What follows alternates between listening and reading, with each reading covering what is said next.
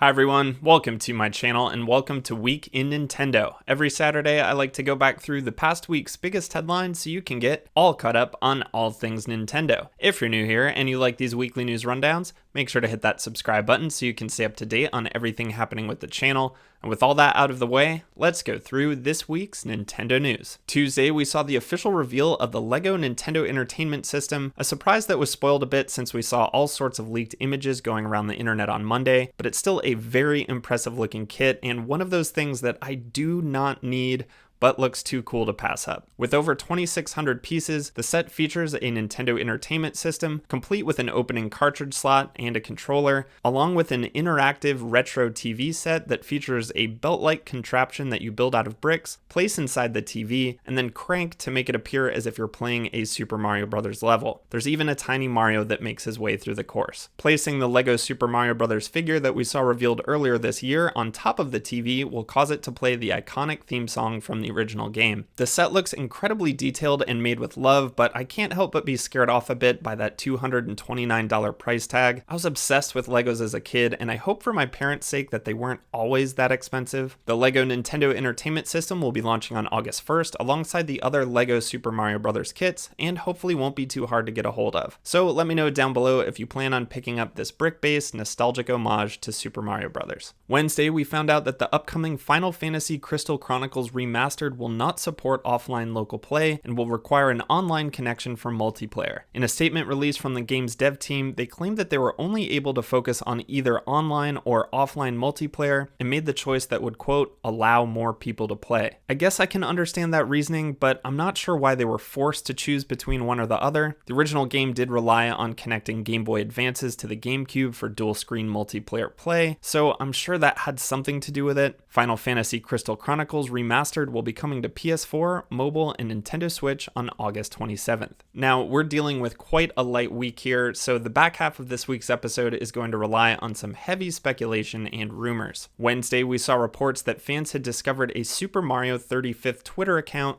that appears to be registered to a nintendo.co.jp domain. The account was registered sometime back in March, which does coincide with the time the rumors of a 3D Mario Remaster collection started circulating. And while this could just be an account that Nintendo wanted to claim with no real intention of using it, it does appear to be registered in a near identical format to the official Splatoon and Super Smash Bros. Twitter accounts that Nintendo manages. So this all just feels like another piece of the puzzle that Nintendo is going to go big for Mario's 35th this year, and is helping to keep hope alive that the 3D Mario Remaster collection is still coming. Jumping off of the Super Mario 35th rumors, on Thursday, fans also discovered an FZero JP Twitter account registered at around the same time as Super Mario 35th, and one that also appears to be registered to another similar email address. I am so hesitant to get my hopes up here, as a new entry in the FZero franchise would be an absolute dream for me. There have been some recent rumblings from leakers about a, quote, miracle Nintendo game releasing this year, and a new FZero would definitely fit the bill, at least for me. So I think there are only a couple possibilities here. These Twitter accounts are just an elaborate troll,